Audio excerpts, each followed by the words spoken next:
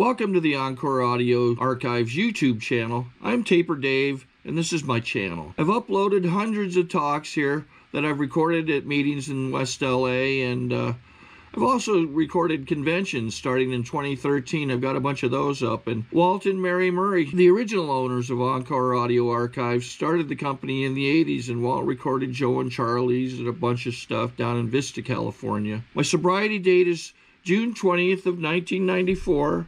I hope you find something you like, so please like and subscribe to my channel and comment down below. If you want to hear something that I don't have or that you don't see, I'll see that I get it. Anyways, take care and have a great day if you want to. Let's welcome our main speaker. That is Louis T.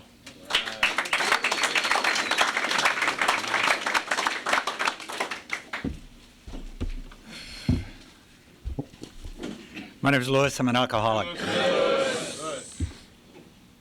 And before I forget, I want to thank Jim for inviting me down here to speak.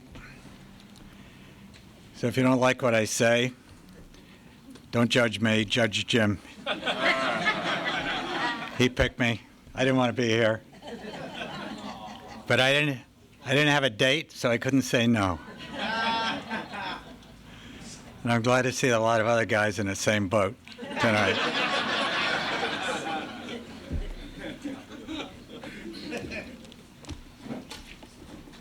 Welcome to the newcomers. I hope you get this thing. We are so lucky. We are so privileged that this organization exists. Happy birthday to the birthday people. Happy chips to the chip guys and people. I found the birthdays particularly moving today, starting with Michael, who talked about how transforming this program is. And I couldn't help think about myself. I mean, it is all about me.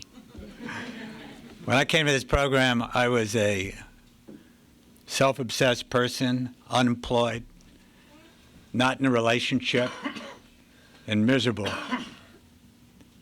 I've been sober almost 25 years now. Today, I'm unemployed. I'm not in a relationship, self-obsessed, but I'm happy. I think I could stop right there, you know, because life goes. So another one of the birthday people said that it gets better. And I truly do believe that if we stick around, stay sober, work the steps of the program, clean up the wreckage of the past, continue to take personal inventory, try to find some kind of higher power to guide us in our life so we do the right thing and be of service, the life is going to get better. You know, like one of the promises is fear of financial insecurity will leave us. And I can say, for me, that's true. And part of it is that because I've been sober for 24 years, I've showed up for work, I've been a worker among workers, I've tried to be of service. People like the work I did, and sometimes they even hired me to come back and do another job for them. So part of the freedom from fear of financial insecurity is a result of the fact that I've been able to make a living because I've been able to show up because I'm sober. And the other part is that because the fear has left me. I got to tell you that I've never experienced as much fear of financial insecurity as I did when I was making lots of money. It got worse because I had more to lose, so the fear increased. But the fears left me as a result of work, sticking around, staying sober, cleaning up the wreckage of the past, continuing to take personal inventory. And by doing those things, I was able to lift the cloud so that sunlight of the Spirit could reach me, and I began to experience a higher power of my own misunderstanding that sometimes today I call God, because it's a useful word. Just a word symbol. Don't get hung up on the word God if you have a problem with it, like I did when I sobered up.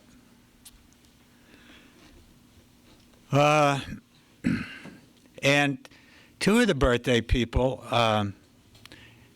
Erica and her dad, and who was it, Beverly, and her daughter. Yeah, that really moved me a lot too, because I had completely cut myself off from my family when I was out there, when I was drinking. My memory of my childhood was that I was very unhappy.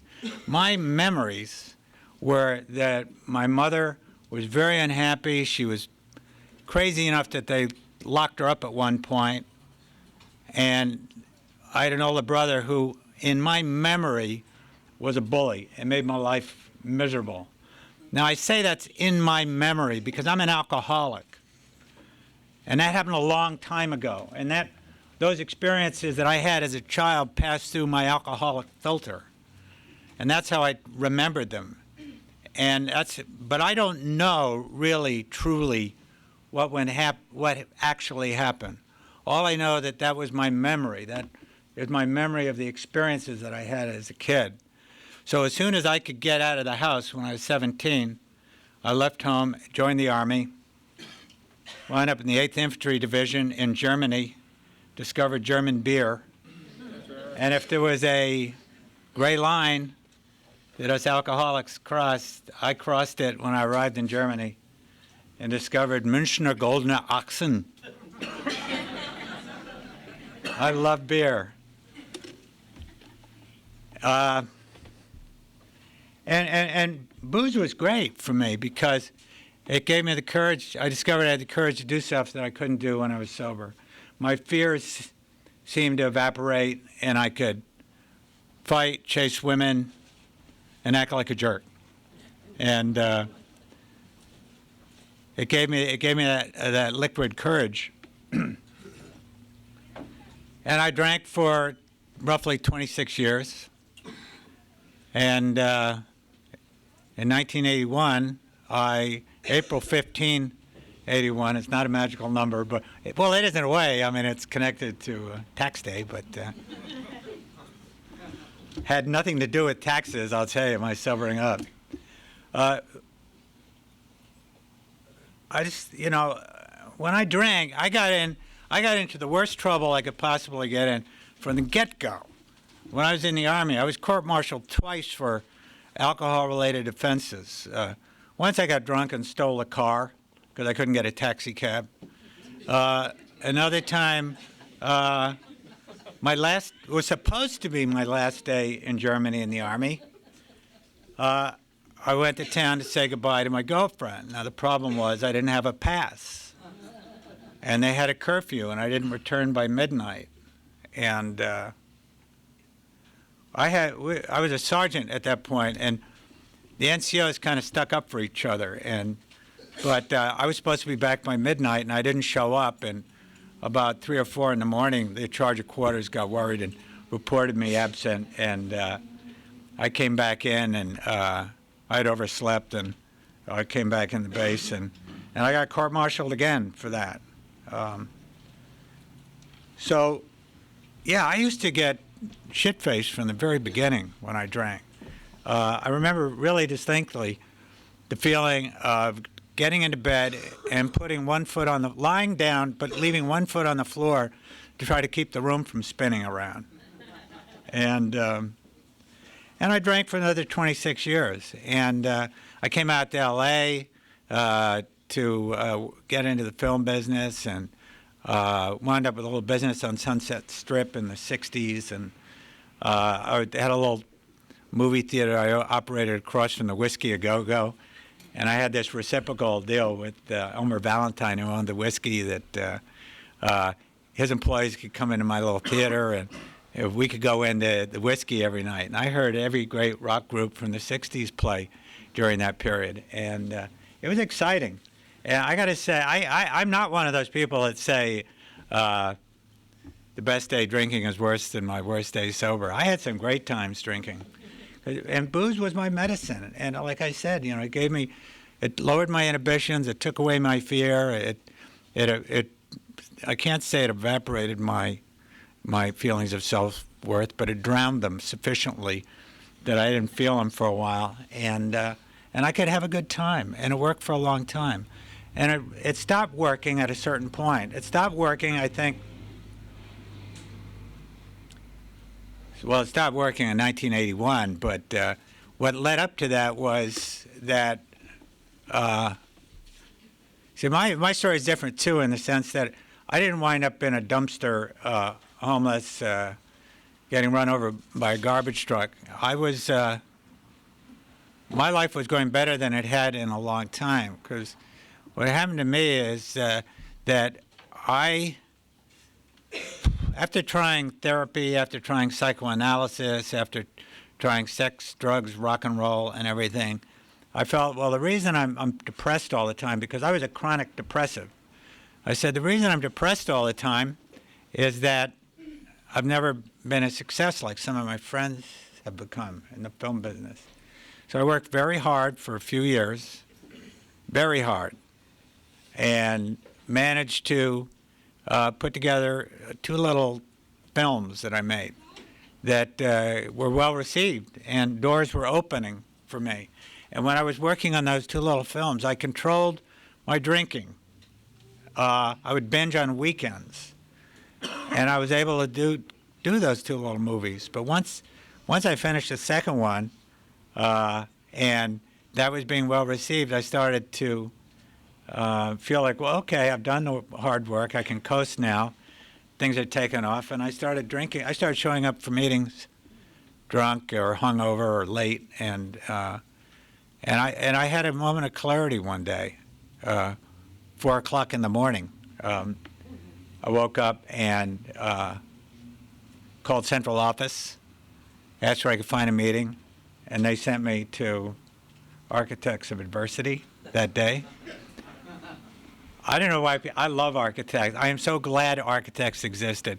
It's got this reputation of it being a manic, violent meeting, and maybe once a year somebody would throw a chair or get in a fight, or maybe twice a year. I don't know, but it was when I went. It was sort of the hip meeting in West Hollywood, and there were a lot of good-looking people there. There were some people I knew from the old days, and the stories were dramatic and vivid and exciting, and I just loved it. And so I marked my sobriety date from that day that I went to Architects of Adversity. Now, no one stuck a gun to my head and told me to stay. I mean, that's, whatever it takes. I mean, if that works, great. But the opposite happened to me. I went, to my first meeting, and I didn't identify as an alcoholic. And at the break, someone asked if I was an alcoholic, and I said, I don't think so. I only have a few glasses of wine a day. And it was true that on many days I only had a few glasses of wine because I was a binge drinker. But there were also a lot of days where I got really loaded. And but what the person, I remember what the person said at that point. He didn't try to convince me that I was an alcoholic, as I was sure he was going to do, because I knew I was only telling him a partial truth. Instead, he said, well, if you don't think you're an alcoholic, go out and try some more drinking. Try some controlled drinking and see how that works for you. And saying that worked for me because then he called my bluff. There was nothing for me to fight, resist, and I had to acknowledge I was there for myself. I was there because I wanted to be there. And so I set a goal. I was going to go, I wanted to see what it felt like to go 30 days without a hangover. And it felt pretty good, and I extended that to 90 days. And that felt even better. Someone earlier was talking about, one of the birthday people, about what kept them sober. Or someone from the audience asked a birthday person to talk about what kept them sober the first 10 days. Maybe it was Lewis, I'm not sure. But I started thinking about what kept me sober the first 10 days. My higher power is the only way I can explain it is my higher power. And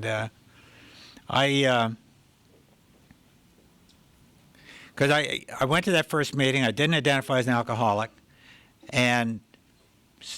but people were friendly. People gave me their phone numbers, and somebody came up to me and said, why don't you see if you can go 24 hours without drinking? Come back here tomorrow. We have another meeting here in the same place tomorrow.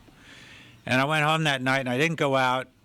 I didn't have anything to do. I just went home, had made dinner, didn't drink. I had a lot of wine in my wine closet. And it was all from Trader Joe's. And I didn't drink any of that night, and I went to the meeting again the next day. And I think what kept me sober for the first 10 days, it was the love in these rooms, the fact that people reach out to the newcomers, that people came up to me and gave me their phone numbers and introduced themselves and wanted to talk to me and invited me to lunch, because at those days we all used to all go around the corner to Figaro's and have lunch. And there was something going on in that first 10 days. And what it is, I could recognize later when I look back on it, is that the weight of the world was being lifted off my shoulders while I was at that meeting. And when they invited me to go to lunch at Figaro's, the weight of the world was being lifted off my shoulders while I was having lunch. Because I was a chronic worrier, and I was always worried that there was something I should be doing. I should be doing something more, better, or different. And when I was at those meetings, I felt like I was in the right place.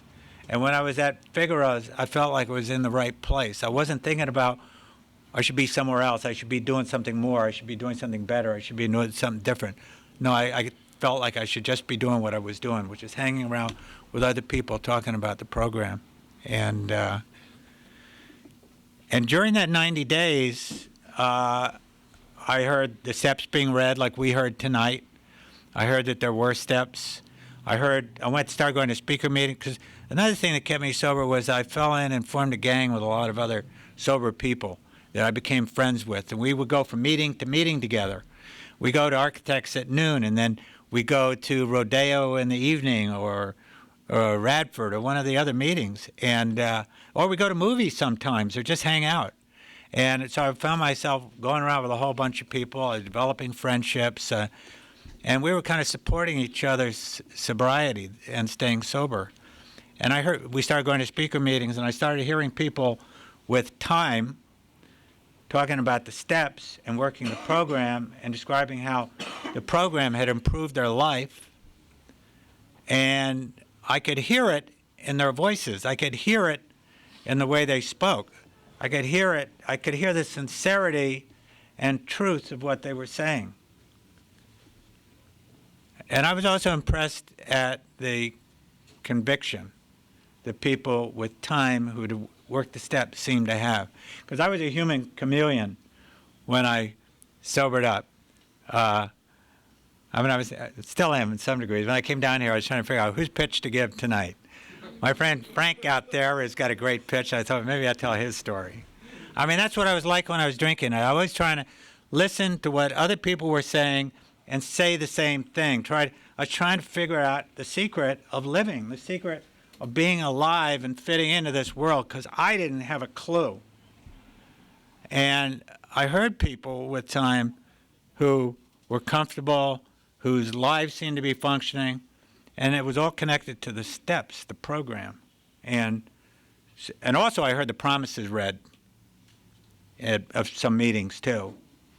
And I thought, well, if the program can deliver on the promises, it's worth giving it a shot. And so I decided in 90 days, and also at 90 days, my deadline ran out. What was I going to do? Go back to my drinking? I didn't want to do that at that point. 90 days sobriety had really convinced me that I enjoyed being sober. And so I decided, well, then if I'm going to stick around here and I'm going to work the steps and I'm going to do what you guys do, that means I've got to start following some of the suggestions I've heard. I've got to get a sponsor. I've got to read the big book.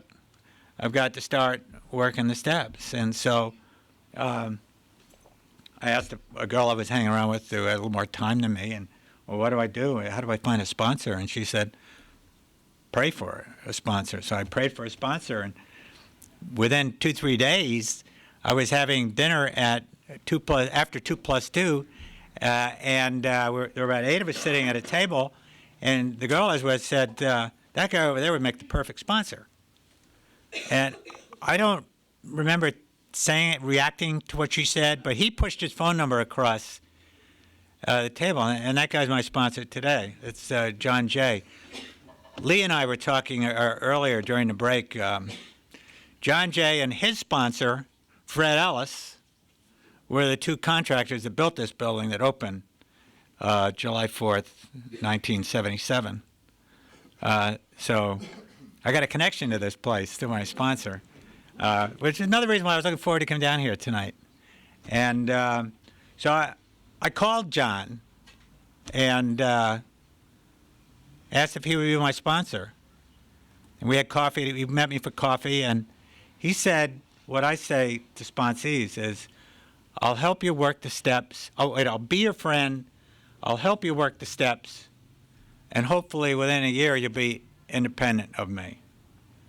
Took me more like 15 years, but that's what he said. And he said, now I want you to start reading the big book. I want you to go home and read up to chapter 5.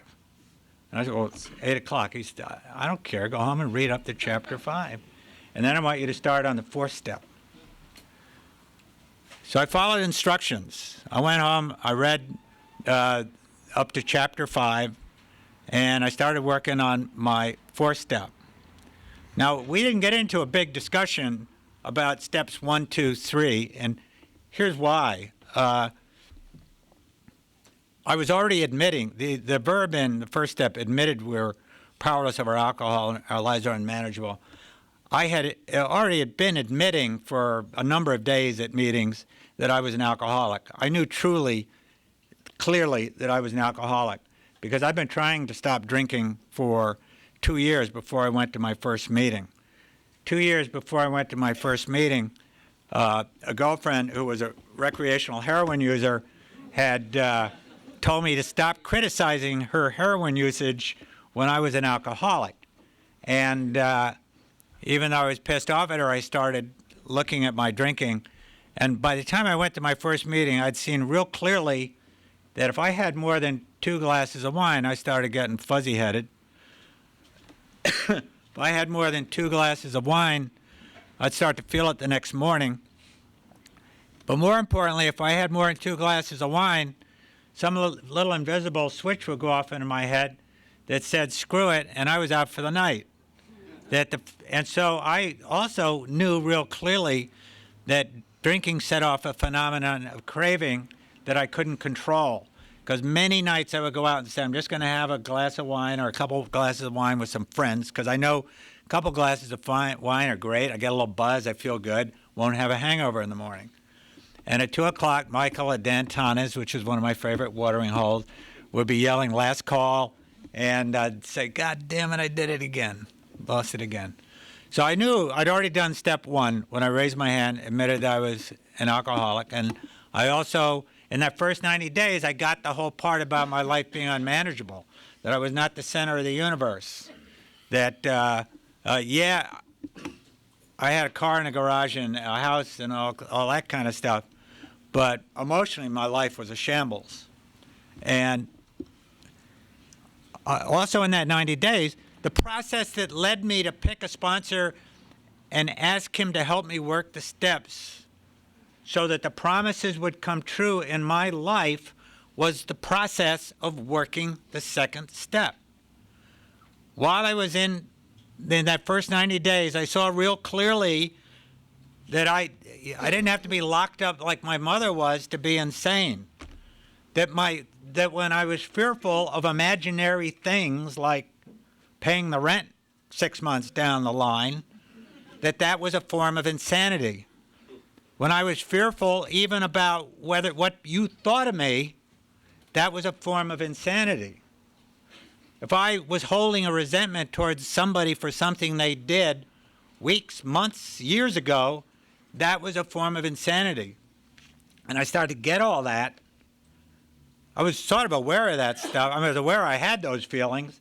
And in that first 90 days of going to meetings, hearing a lot of speakers, talking to people, and learning that that's what the program is designed to address, I realized that, that's a form of insanity. And I believed, even though I didn't know, since I had no personal experience yet of it, that the program would work for me to help restore me to sanity. And why did they believe that when I had no experience of it? Because I had seen so many other people who had worked the steps who appeared to be restored to sanity. And the ones that didn't work the steps were restored to their insanity. I mean, unfortunately, you see a lot of that around here, too.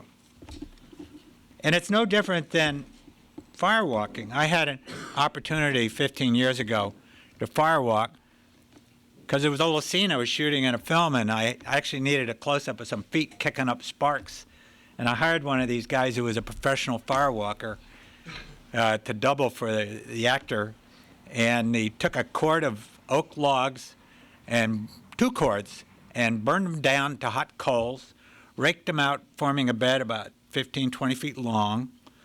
And he went out and stood in the middle of it and scampered around to do whatever I had asked him to do. And I had to do about 10 takes of it. And he did it, and he didn't get burned. And he asked if I wanted to try it, and I said, well, maybe later. And but a production assistant jumped in, and she did it. And then one of the carpenters jumped in, and he did it. And I thought, shit, I'm not going to get left out. So I jumped in, and I did it. And I didn't get burned.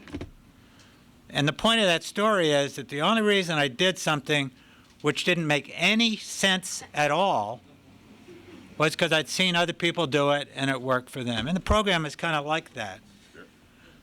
I'd seen it work for other people, so I had faith that it might work for me. And that gave me the courage to get a sponsor and start working the steps. And once I made the decision to get a sponsor and start working the steps, I had done step 3. I love the way this whole thing is organized. You know, the longer you're around here and the more you do the steps and the more you redo the steps and the more you experience the results from redoing the steps and going back and rereading the book and seeing that they've changed all the words in there, you know, every time I read it. Because the first time I read it, I thought I understood it.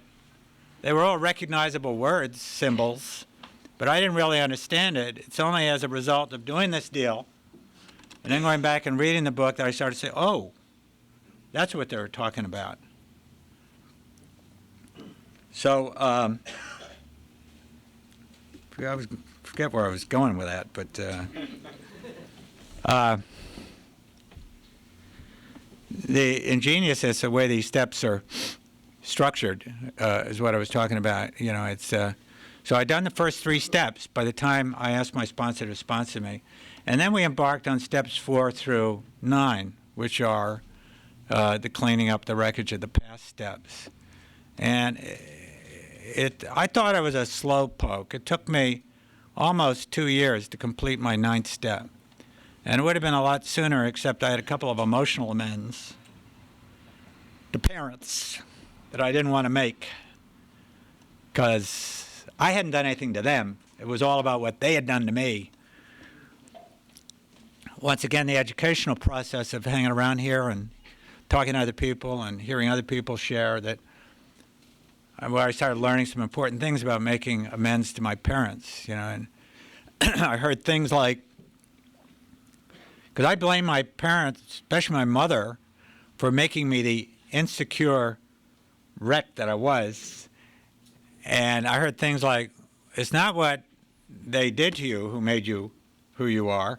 It's how you reacted to what they did that made you who you are. And maybe when I was a child, I reacted appropriately. It was sort of a survival mechanism. But to continue to react that way when I'm 40 and haven't been living at home for over 30 years, almost 30 years, doesn't make it, is a form of insanity. And I heard things like, just because you had a bad mother doesn't give you the right to be a bad son. And I heard things like, she did the best she could given the equipment that she had. And finally I realized not only the necessity and the wisdom, but the importance of making the amends to my mother and my father. It was the tough one for me was mainly my mother. And she was living out of the state, and so I started off by writing a letter to her, and I followed that up, and that was good. Rather than going to knock on her door, I hadn't seen her in a long time. It also gave me an opportunity to show my sponsor the letter and have him edit it and erase all the blame. And I had to go through, I think, 3 or 4 drafts to get a letter that was only cleaning up my side of the street and not blaming. And then I went to visit her, and that was the single most important thing I've done in sobriety, I believe, because it freed me up to love people. It freed me up to forgive. And by forgiving other people, I've been able to forgive myself. And I mean, it's really, if God gives me the ability to forgive somebody else, who am I to not forgive myself? And I've developed, and so, and then after that, 10, 11, 12 are ongoing. I continue to work the steps to this day. Life goes up and down. I've gotten married and divorced in sobriety. I've been hired and fired from jobs in sobriety. I've had relatives die. But I've gotten through it all with a certain amount of serenity, and haven't had to drink or use no matter what. And I'm still sober today, and the development of God consciousness is the theme of my sobriety. And I just want to end with this one thing. I felt so less than, and I had such low self-esteem when I sobered up. Like I hear from a lot of newcomers, and I told my sponsor that I wanted to work on self-esteem, and he laughed. And I said, "What are you laughing at?" And he said, "The last thing in the world you need is anything with the word self attached to it." And today I understand that. I understand that what I need is God esteem, because I'm an alcoholic. If it's left up to me to judge whether I'm okay or not, I'm going to always turn to myself. But God is constant, and I want to thank Jim for asking me to speak. Thanks.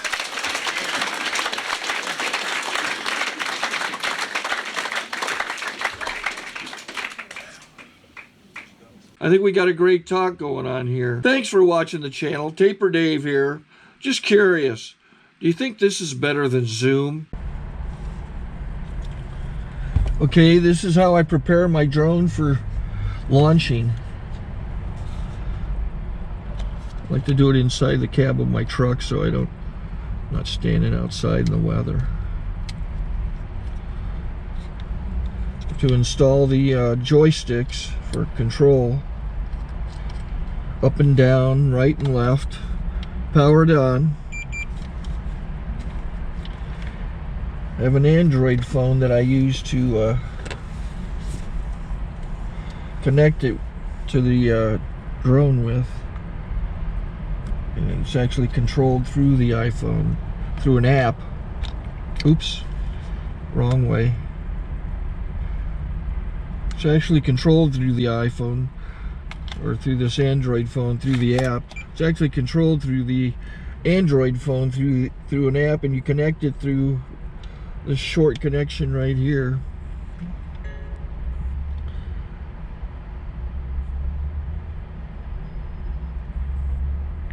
Remote control connected. Remote control's connected. So I pull out the drone. I have to extend the legs. Long legs extended first, then the short legs. Remove the gimbal protector. Set that aside, then power it on one short burst and one long burst. I lay it down. So I have to go to calibrate. So the drone's not connected yet. It shows you here as this drone gets disconnected, even though the remote's powered on. So the drone has to establish it's connected. So I go into the app to calibration mode. First I'll calibrate the remote controller. Start calibration. Out, in, out, in, up, down. and then this little wheel is to control the gimbal. So it's calibrated. Go to gimbal calibration, start calibration, and then it calibrates the gimbal. I don't know if that shows up. The gimbal's moving all over the place. Changes, you can see it on the video. And I'm calibrated to take off. It's acquired 7 satellites at the moment. There are 26 satellites up in the sky, which it has to acquire before you can take off. So it's connected. It's got enough satellites. This is white. I can go to press this little arrow button, swipe right to take off, and it would start the motors if I slid this to the right, but I'll wait till I get outside. Don't want to do it inside.